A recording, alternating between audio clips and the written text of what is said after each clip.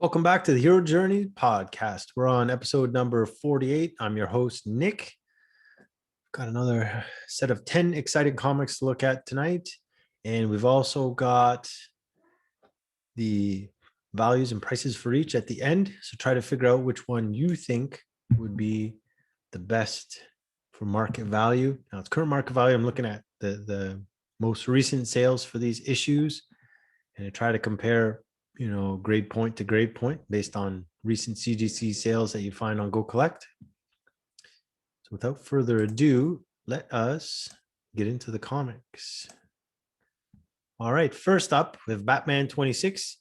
Is from DC. This is the December-January 1944 issue. You got, in this issue, you got 3 Batman stories and an Alfred story. So in the first story, let's start with the cover. Look, it's an interesting, fun cover. I can't imagine it's going to be, I don't think it's that iconic. I don't know. The Bat Toboggan, maybe first appearance of the Bat Toboggan? Sure, why not? Got fun stuff going on there. Black cover, probably really tough to get in a high grade. I'm sure this shows any kind of wear on it. First story, Batman and Robin tango with the Cavalier and his new secret identity. Because Batman figured out has figured out his secret identity, his last appearance. So, and here you can see this is the Cavalier's new look. It was kind of more of a swashbuckling guy.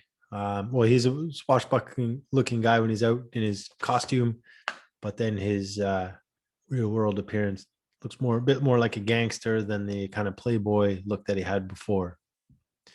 Anyway, so this time around, he stole a live whale from a museum for ransom.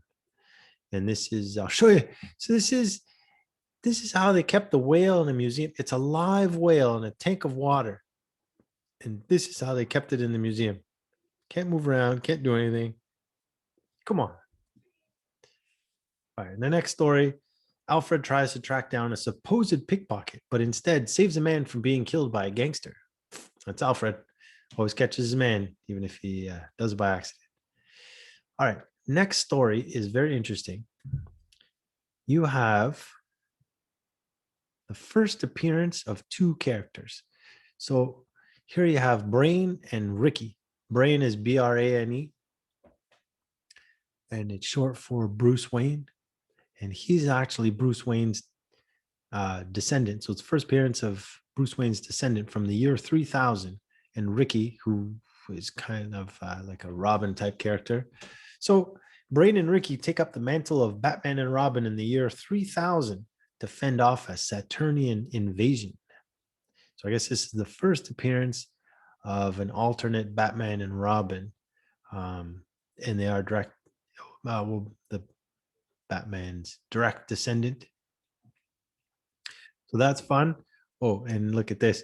This is the Batmobile in the year 3000. Still has wheels, so I guess it's have to drive around, but that's what it looks like. And then in the last story, Batman and Robin find 2 escaped convicts amongst a lost Mesa tribe. All right, moving over to Timely, we have Captain America Comics number 43. This is from Timely, of course, December 1944. Got a fun cover here. Just Captain America nonchalantly it looks like he's just throwing his shield all nonchalantly and just taking a guy out.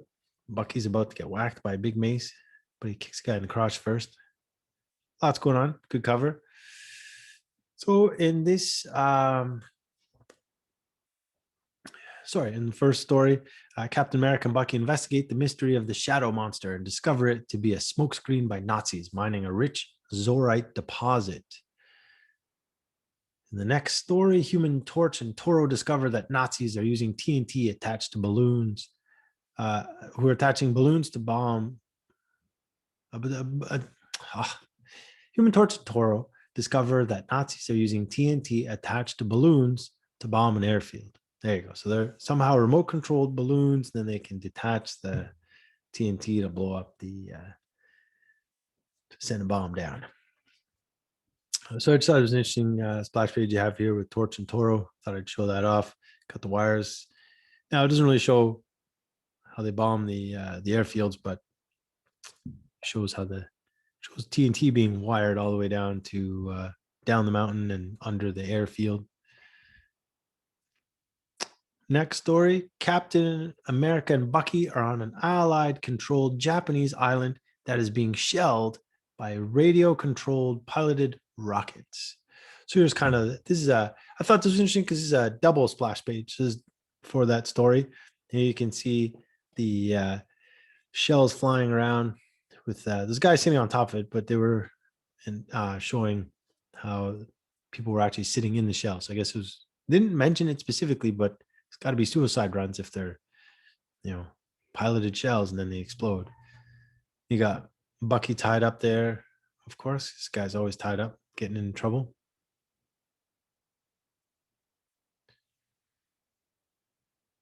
And here's the, so you can see here is a panel of the pilots getting into the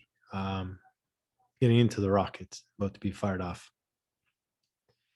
And the final story, Captain America and Bucky are traveling on a naval ship when their convoy is attacked by a sea dragon. Now, I had to show this splash page. Again, Bucky all tied up to a rocket, but what the hell happened to the faces? Clearly, it's not the same artist throughout. But geez, Captain America's face is terrible. So is Bucky's. I mean, poorly done. So that was Captain America comics. Now, usually the next comic to be featured would be Captain Marvel Adventures, going alphabetical order, right? But what I noticed on my little spreadsheet is that Fawcett is missing from the December issues.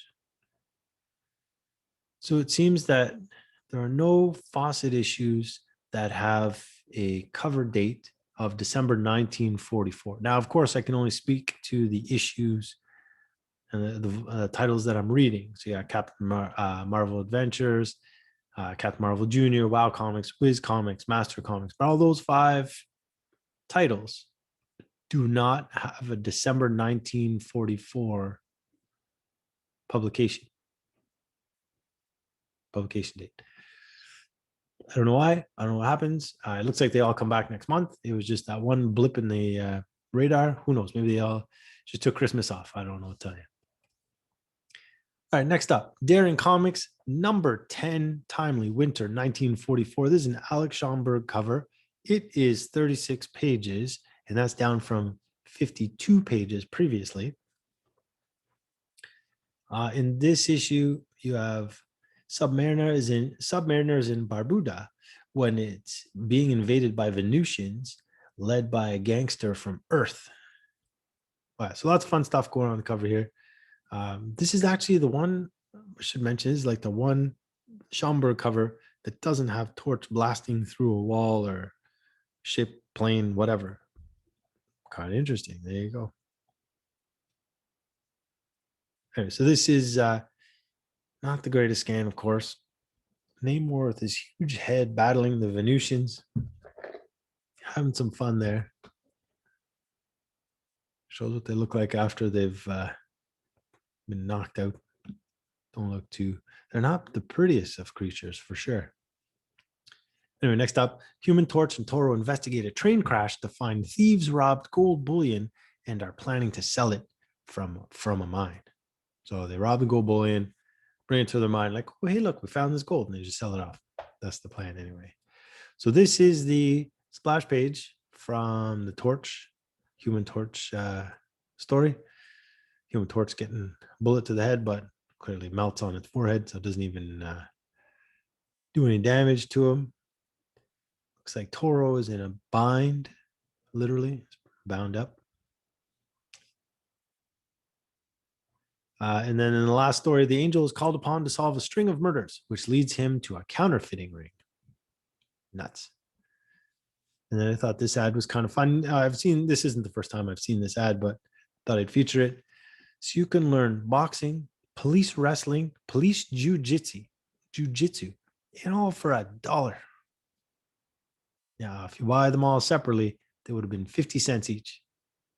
So your best, it might as well, buy 2, get 1 free kind of thing. It's a great deal. Great deal.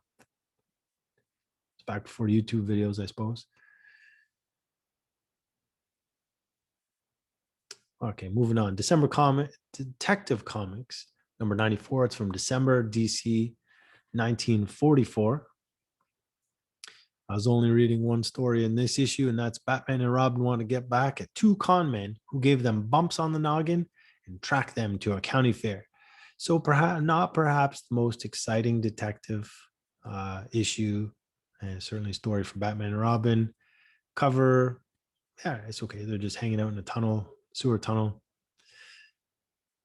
Here, in this issue here, I just like this middle panel. It just looked like these two gangsters had like this crazy big reaction, kind of like looks like a Jack Cole type of art on this. So I don't know, maybe it's a guest artist for this issue. Who knows? But I just thought that was kind of funny.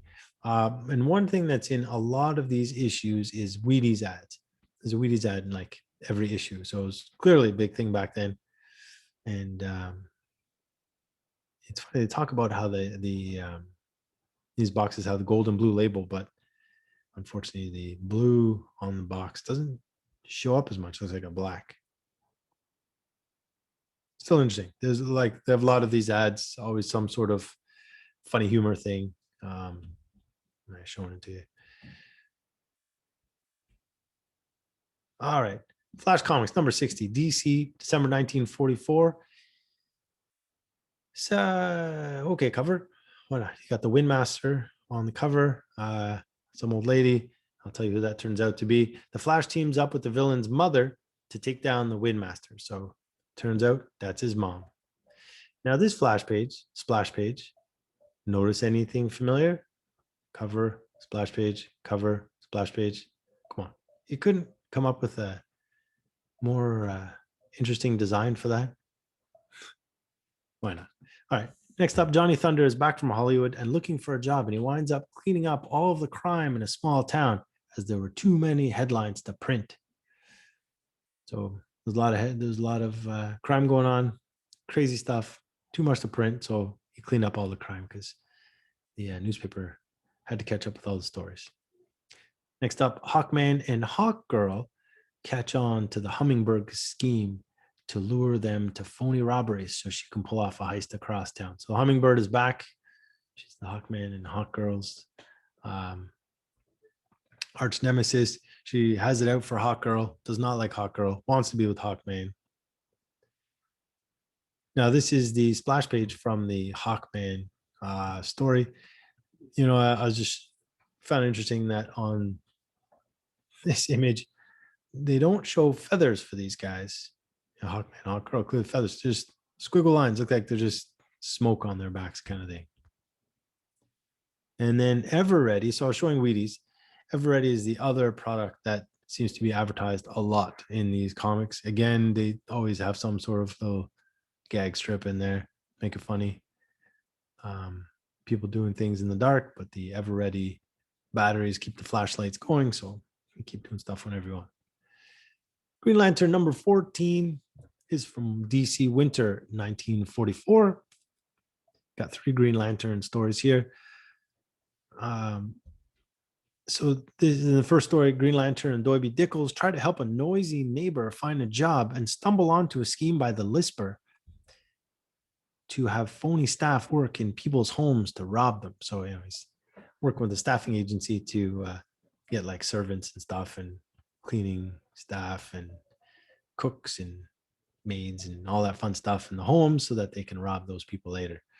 So that was funny. So the Lisper literally has a lisp. So if you look at some of these panels here where he's speaking, you know, say your prayer, the Green Lantern, the curtains for you, that kind of thing. So they were pretty faithful to the lisp throughout the story for that character. And then as part of that story, it was interesting. Green Lantern, you find out that he can use his ring. And that's what he's doing in the second panel on the top right. He's using his ring to tap into all the phone lines in the city to send a message to everyone. So he literally calls the whole city at once to give them this message, say, hey, look out.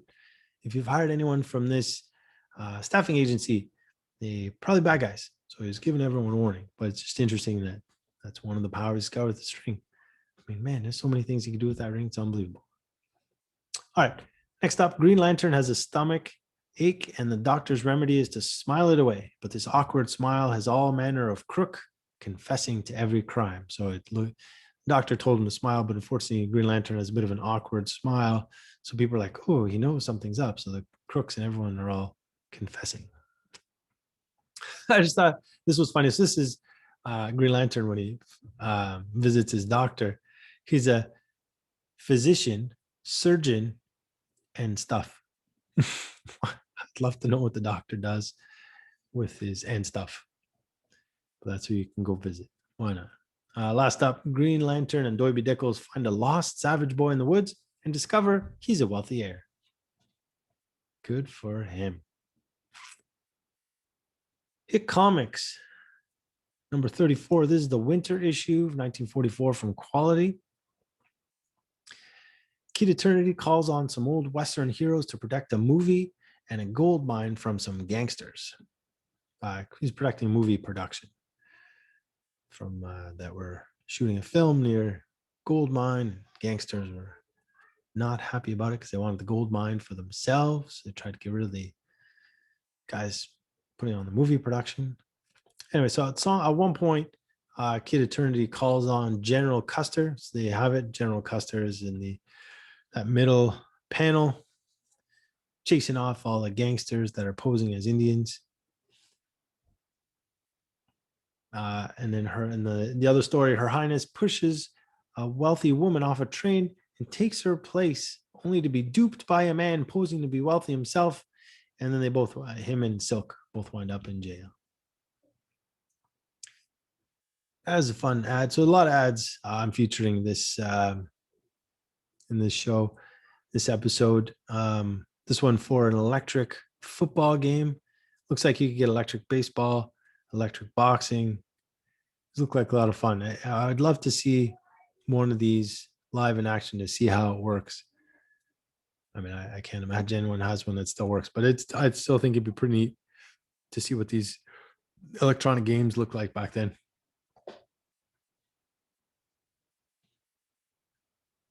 Human Torch, number 17, Timely Winter 1944.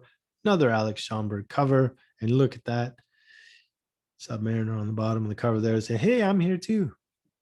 Showing up. See, you got Alex Schomburg's telltale trademark of torch blasting through a wall. Right? Or I guess he's not actually. He's blasting through a gun. He didn't actually go through the wall. So maybe he's given that up. Maybe he wasn't doing that trademark anymore. And I do have to say, there's a lot of these Alex Schomburg covers. Great detail, good action, but getting to be a little repetitive. I'm going to actually come out and say it. And I find that we're seeing a lot of the same, like the scenes are all different, but they're very similar. A lot of the same stuff. Big explosion, lots of guys, lots of shooting. All right, well, pick something else. All right, first up, Torch and Toro track down a missing gold shipment taken by an escaped convict. And now this was, that's the splash page for that story. You got Toro tied up yet again on the splash page. I thought this was funny because Toro's actually smiling on he's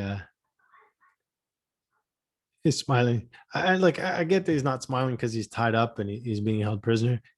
I assume he's smiling because Torch is coming to save him, but it just looked out of place. Just like, wait, this is great. It's a good time. Why not? All right. So next up, the Human Torch and Toro help clear the name of an ex-convict for a jewelry heist and double murder. And this splash page I thought was particularly gruesome. You got a fireball hitting one guy in the face. His face is all on fire. And meantime, we got the other guy bleeding all over the jewelry counter there. Yikes. Next up, Submariner must stop the beast that is killing important men with concentrated lightning from a pistol as revenge for trying to send him to the electric chair. And this is a splash page from that Submariner Story, nothing really stood out there. Just looked kind of interesting. Okay. Leading comics number 13 is the winter issue from DC 1944. You've got the Seven Soldiers of Victory on the cover there. You've got, oh, they're also known as the Legionnaires. So in this story, Seven Soldiers of Victory, also known as Legionnaires, run around gathering up seemingly worthless items that have significant history for a gangster. That seemingly worthless items that have significant history before a gangster can get to them, so he can get them for his collection. This gangster thought they had very significant historical value, mostly for crimes that have been committed. And they, one was like a tarp from or a piece of sail canvas. One was like an iron ring. It was like a rubber dagger. All sorts of things that just didn't seem to have a lot of value, but this guy thought for sure there was. So, all right, here's my gripe about this whole thing. I told you the Seven Soldiers of Victory are all on the cover, right? But if you count, there are 8 heroes on there. And I get it. Wing really is kind of a sidekick, but so is Speedy. So here, look at this. Even on the splash page here for the first page of the story, there's 8 guys lined up. You keep calling them Seven Soldiers of Victory. It's 8 guys. This is my gripe. You can call them Seven Soldiers of Victory. Don't show 8 guys. That's it. You can knock out Speedy and Wing if you want, but take them both out or put them both in. But you can't have it. Can't have it both ways. All right, and red. Another ad for model trains. Man, these would be fun to have, eh? I remember when I was a kid, had some model trains. There's so much work to build a set and to build a scene. So much going on. I lost interest really quickly. It definitely was not for me. Too much meticulous work would have to go into just having a train go around in a loop, and then you build the town and the trees and on a hillside, and now you got people, and oh my, nope. I couldn't do it. And then Seven Soldiers of Victory here story. You got 3 guys riding a horse. That is an extremely long, flat-backed horse. Look at that. So I call it like a station wagon horse. Especially on that panel on the right. I mean, how long is that horse? It's insane. Shining Knight's horse is long, very, very long. Handy, sure. All right, last up, Marvel Mystery Comics, Numero 60. It's timely December 1944. And there's our buddy Torch shooting through a wall, rocket. Yeah, blasting through stuff again. There you go. That's our buddy Alex Schomburg, of course, created that cover. Got a lot of action on the cover again. People shooting, fire. Yeah, it's all the same. It's all starting to be the same. What can you do? Okay. So first up, Human Torch and Toro investigate a supposed suicide and find out it's the work of a town-wide gambling ring led by the chief of police. Holy smokes. And then when Torch and Toro are captured, they get painted with fireproof paint. I love this. So like, oh, all right, well, we'll just stand here and get painted with this fireproof paint. They're not even knocked out or unconscious, nothing. Just they're awake. Like, all right, we'll just get painted. No big deal. A couple problems with that. Well, whatever. Next up, Submariner is literally running around putting out fires when Nazis get unsuspecting servicemen to wear clothing treated with a chemical that catches fire when it comes into contact with water. Nuts. Oh yeah, I got to show you this. This is pretty awesome. So this is the splash page for Submariner for that story. Look at that. Come on, who does he remind you of? Right? First thing I saw when I saw that guy, looked like he had these rubber. When I saw Submariner, he's got these rubber arms. Look, even the shorts look the same. I love it. That is our buddy Stretch Armstrong. Yeah, it looks exactly like Submariner. Maybe Yeah, maybe the creators Stretch Armstrong were reading some Golden Age comics one day and thought, oh man, this make a great action figure, doll, toy thing. Let's do it. Let's copy this exact splash page, make a guy out of it. We'll just change his head. And that's it. That's how they got away with that. After that, Miss America uncovers a scheme for wholesale slaughter when a philanthropist opens a community center and takes out life insurance policies against some of the visitors, right? So some of the people that were down on their luck, homeless, go into this community center, try to get some help. And this wealthy philanthropist would be like, oh yeah, sure, I'll help you out. And then they take out some insurance policies on these guys, and all of a sudden they'd have some accidents, people getting run over and just killed and seem to be accidental. And yeah, one guy's like, oh man, we killed 5 guys today. That's $15,000 today. That's great. Like, what? You guys are nuts. Anyway, after that, the Patriot goes to jail undercover to find out about the Nazis that have taken over the prison and are planning a big jailbreak. And of course, when you go to prison undercover, you obviously have a spare set of your outfit so you can put on your costume while you're in jail, and you can take out some of the Nazi guards and save the day. Yeah, obviously. This goes along with the costume on top of a costume from that we've seen previously. Last up, the Angel is called in to investigate the thefts from mail cars and finds the thieves and murderers. Okay, so to recap, here's the 10 books. We've had no Fawcett books, right? As I mentioned, there's no Fawcett books for December 1944 that I could find, or certainly of the titles that I'm reading. Hit Comics, or Quality Comics, rather, there's 1 issue. There are 4 DC Comics, and then you've got 5 timely issues, right? So which one of these is going to be the big book of the week? Yeah, we've got some Alex Schomburg covers here. 3 of them are Alex Schomburg. Oh, how many? Oh, I'm sorry. There are 4 DC Comics and 5 DC Comics, 4 timelies, 1 quality. I miscounted that. So you got 3 Alex Schomburg covers. The other one, I believe, is Sid Shore. Which one of these do you think is going to be the big book? I'd say it's actually a tough call. I wasn't right about this, I can tell you that. Here we go. So, big book of the week, Daring Comics number 10. That's because it had a sale for lowest graded recent sale out of all these books, a 2.5 from May of 2021. So the month that this episode is being recorded, for $1,000. It used to be that you could buy Golden Age books in a low grade just to fill some runs, or just add to your collection. Just you maybe get it for a couple $100 or less if they're pretty beat up. But now $1,000 for a 2.5, that's serious money. So clearly that's going to translate.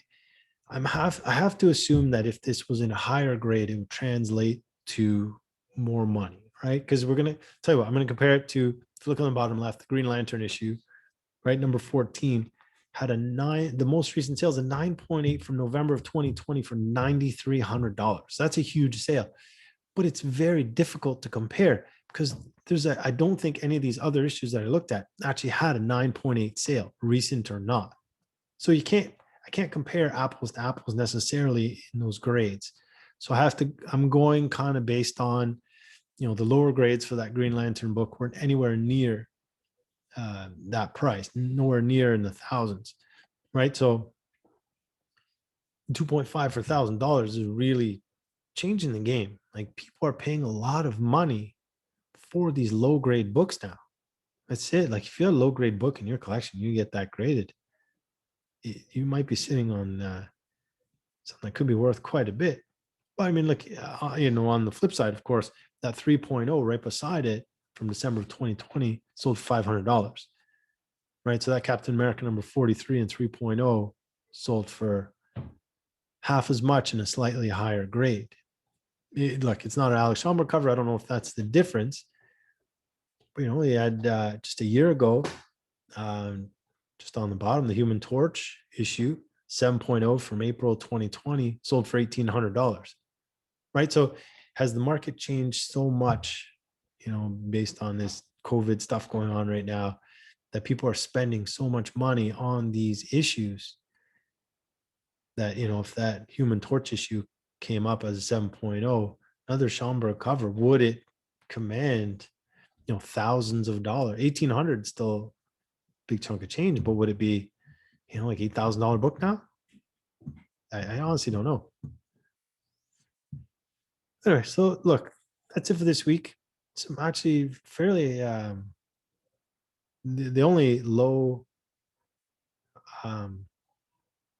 value comic is that 8.5 from May 2015 for $131 for Hit Comics. That's the lowest sale, but I mean that's a 6-year-old sale, and there are only 3 on the census. So I don't even know what this book would look like if it came up for sale now. No idea. So you kind of have to take that one out of the running. I don't know that it would be as big as any of the DC books or the Timely books, for sure. Certainly those big name titles like Batman, Detective Comics.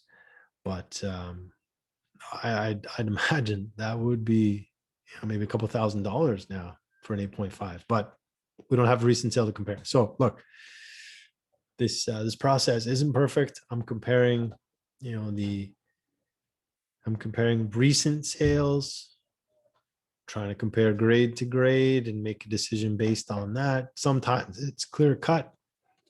Sometimes it's not. Like I said, that Green Lantern had a sale from November for $9,300. I don't have anything to compare it with. There are no other 9.8s, but I'd have to guess that if I'm extrapolating that Daring Comics all the way up, it'd be over $9,300, but I have no way of knowing. Okay. Well, that's it. That's 10 more books. 10 books in can, some nice classic books. We're still into December of 1944. We are winding down 1944. Not a lot of issues left to read before we end the year. Now, it is a quarter, so it is there are a lot more issues that have December cover dates, which include the, say, December, January. They also include the winter issues. Those all fall under the December in my spreadsheet. So that's all that matters. It's the mastered spreadsheet. So you guys can try to figure out, if you want to challenge, try to figure out which issues I'll be reading next for the next episode. We should have a contest at some point to see if anyone can guess the magic of the spreadsheet. Anyway, appreciate your time. We'll catch you next week.